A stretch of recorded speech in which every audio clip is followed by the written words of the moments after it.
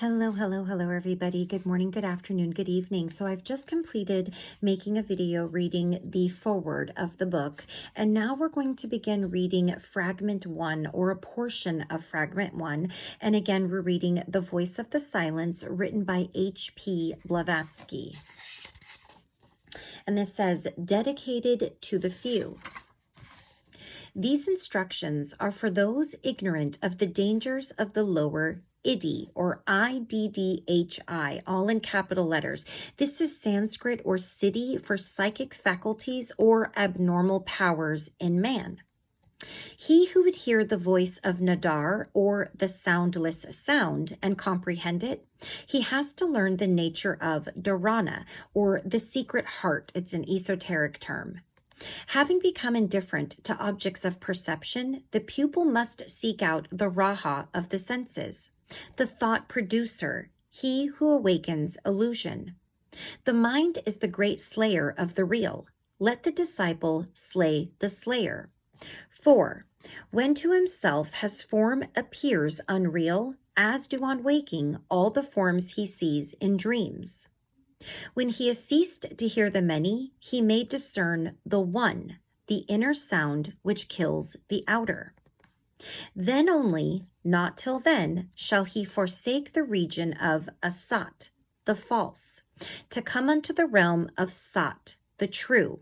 So Sat is a part of a Sanskrit term, Sat Nam, which means truth is my identity, truth is my name. It's a term or a mantra that is used a lot in Kundalini Yoga, Sat Nam. All right. Before the soul can see, the harmony within must be attained, and fleshly eyes must be rendered blind to all illusion. Before the soul can hear, the image, or man, has to become as deaf to roarings as to whispers, to cries of bellowing elephants as to the silvery buzzing of the golden firefly. Before the soul can comprehend and may remember, she must, under the silent speaker, be united, just as the form to which the clay is modeled, is first united with the potter's mind. For then the soul will hear and will remember, and then to the inner ear will speak the voice of the silence. And say, if thy soul smiles while bathing in the sunlight of thy life, if thy soul sings within her chrysalis of flesh and matter, if thy soul weeps inside her castle of illusion, if thy soul struggles to break the silver thread that binds her to the masters, know, O disciple, thy soul is of the earth. When to the world's turmoil thy budding soil lends ear, when to the roaring voice of the great illusion thy soul responds, when frightened at the sight of the hot tears of pain, when deafened by the cries of distress, thy soul withdraws like thy shy turtle within the carapace of selfhood. Learn, O disciple, of her silent God. Thy soul is an unworthy shrine. When waxing stronger, thy soul glides forth from her secure retreats, and breaking loose from the protecting shrine, extends her silver thread and rushes onward. When beholding her image on the waves of space, she whispers, "This is I." Declare, O disciple, that thy soul is caught in the webs of delusion. This earth, disciple, is the hall of sorrow, wherein are all set along the path of dire probations, traps to ensnare thy ego, by the delusion called great heresy. This earth, O ignorant disciple, is but the dismal entrance leading to the twilight that precedes the valley of true light, that light which no wind can extinguish, that light which burns without a wick or fuel. Saith the great law, in order to become the knower of all self, thou hast first of self to be the knower. To reach the knowledge of that self, thou hast to give up self to non-self, being to non-being, and then thou canst repose between the wings of the great bird. Sweet is rest between the wings of that which is not born, nor dies, but is the Om throughout eternal ages, Om, A-U-M. Bestride the bird of life, if thou wouldst know. Give up thy life, if thou wouldst live. Three halls, O weary pilgrim, lead to the end of toils. 3 halls, O conqueror of Mara, will bring thee throughout 3 state into the 4th, and thence into the 7 worlds, the worlds of eternal rest. And I believe Mara is an old term for the earth. If thou wouldst learn their names, then hearken and remember. The name of the first hall is ignorance, or avidya. Avidya. It is the hall in which thou sawest the light, in which thou livest and shalt die. The name of hall, the second, is the hall of learning. In it thy soul will find the blossoms of life, but under every flower a serpent coiled. The name of the third hall is wisdom, beyond which stretch the shoreless waters of Akshara, the indestructible fount of omniscience. If thou wouldst cross the first hall safely, let not thy mind mistake the fires of lust that burn therein for the sunlight of life. If thou wouldst cross the second safely, stop not the fragrance of its stupefying blossoms to inhale. If freed thou wouldst be from the karmic chains, seek not for thy guru in those Mayavic regions. The wise ones tarry not in pleasure grounds of senses. The wise ones heed not the sweet-tongued voices of illusion. Seek for him who is to give thee birth in the hall of wisdom, the hall which lies beyond, wherein all shadows are unknown, and where the light of truth shines within the unfading glory. That which is uncreate abides in thee. Disciple, as it is, abides in that hall. If thou wouldst reach it and blend the two, thou must divest thyself of thy dark garments of illusion. Stifle the voice of flesh, allow no image of the senses to get between its light, and thine, that thus the twain may blend in one. And having learnt thine own ajnana, and let me see what this means, ajnana, because there is an asterisk next to it. Ignorance or non-wisdom, the opposite of knowledge.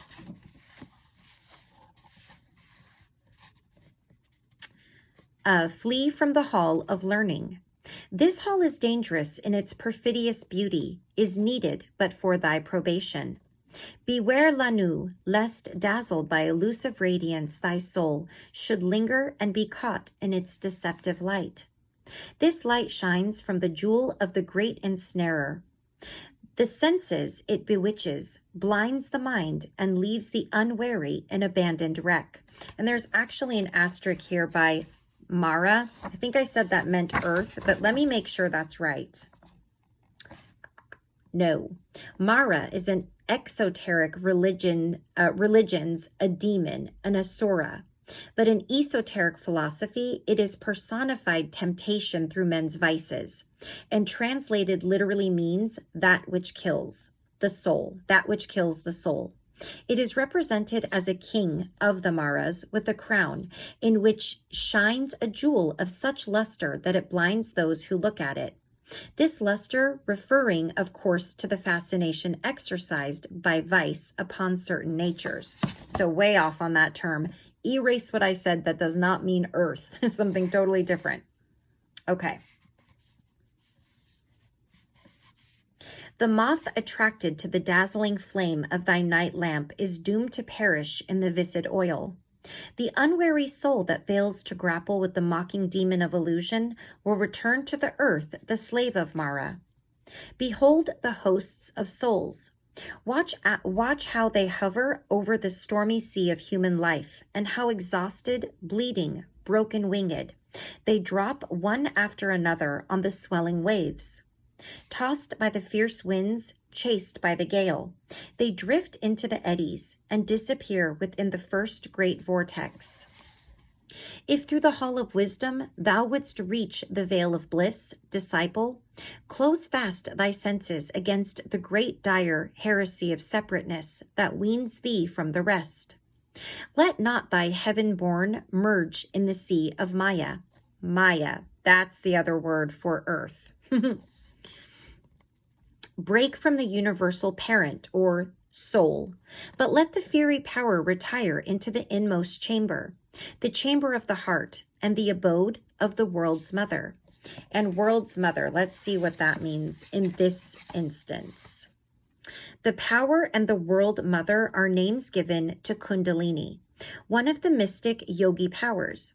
It is buddhi considered as an active instead of a passive principle, which it is generally when regarded only as the vehicle or casket of the supreme spirit Atma.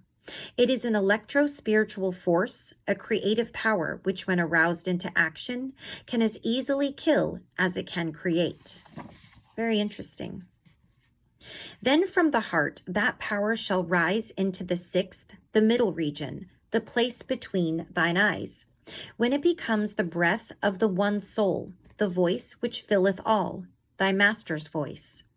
'Tis only then thou canst become a walker of the sky. Walker of the sky. Kachara or skywalker or goer, as explained in the sixth Adhyana of that king of mystic works, the Janisvari, the body of the yogi becomes as one formed of the wind, as a cloud from which limbs have sprouted out, after which the yogi beholds the things beyond the seas and stars. He hears the language of the devas and comprehends it, and perceives what is passing in the mind of the ant. That is what walker of the sky means. Who treads the winds above the waves, whose step touches not the waters. Before thou setst thy foot upon the ladder's upper rung, the ladder of the mystic sounds, thou hast to hear the voice of the inner God in 7 manners. There's a number next to that one, but let me see here. Maybe there's not. Oh no, I'm just seeing things, sorry. The first is like the nightingale's sweet voice chanting a song of parting to its mate. The second comes as the sound of a silver cymbal of the Dionys, awakening the twinkling stars. The next is as the plaint melodious of the ocean sprite imprisoned in its shell. And this is followed by the chant of Veena. And there is a number next to that. Veena is an Indian stringed instrument like a lute. The fifth like sound of bamboo flute shrills in thine ear. It changes next into a trumpet blast.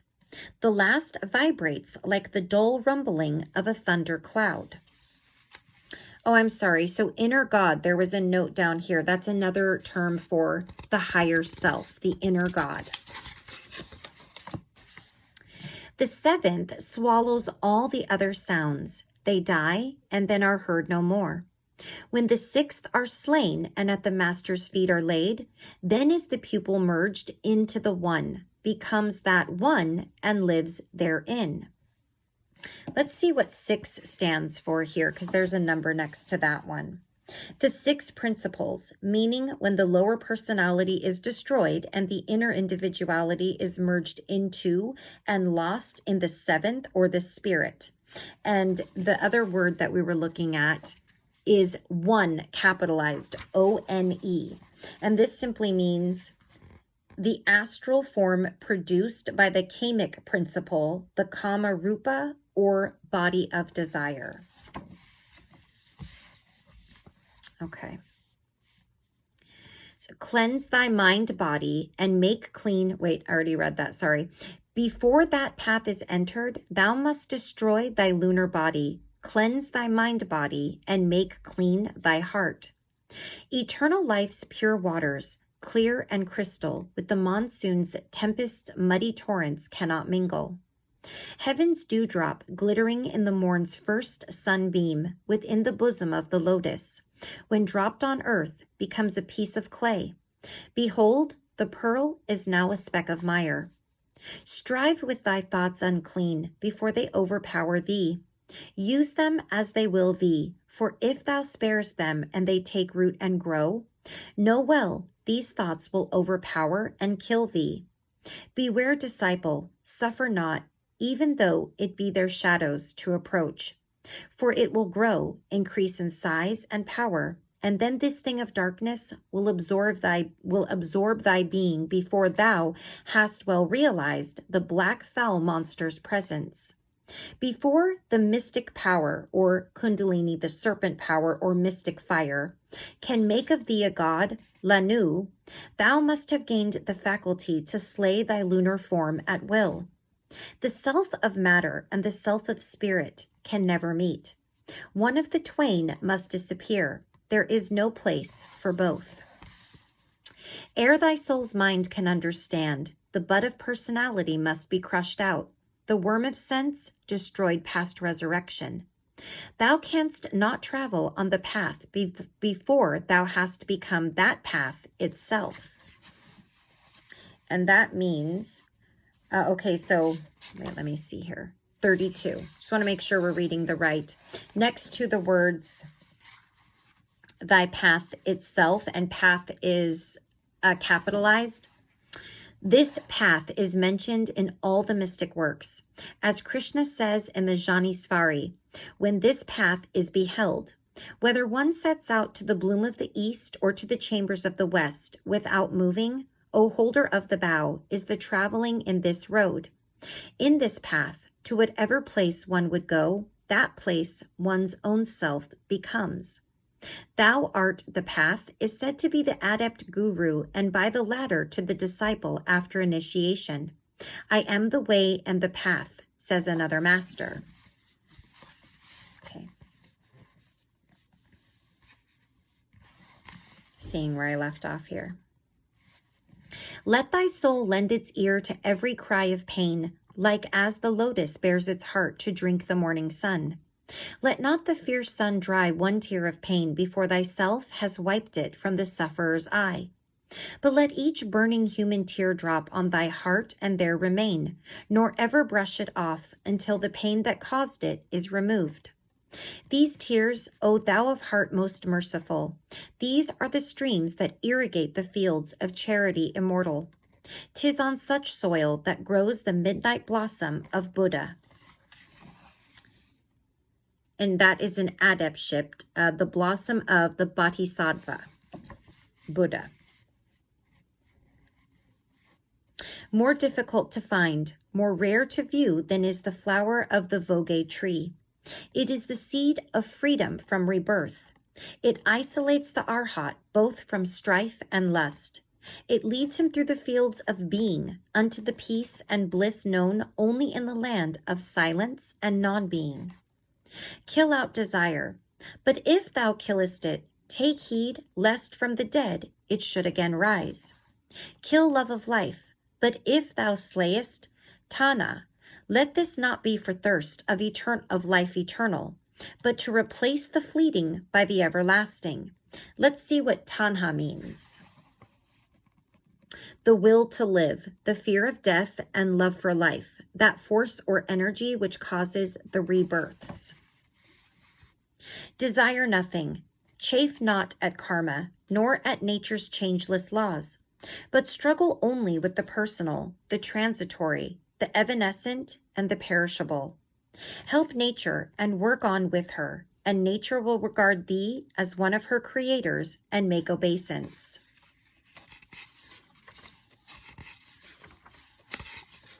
Okay, we're going to stop right there because that's the end of that page with the period, and I don't want to stop mid-sentence. And we're going to finish fragment 1 in our next video. This really is very poetic. It reads very differently than what I was expecting. It's very beautiful. So even if you're just listening to it for something soothing, I can read it in a lower voice and in a more soothing tone if that interests you. I think it might interest me to do it that way.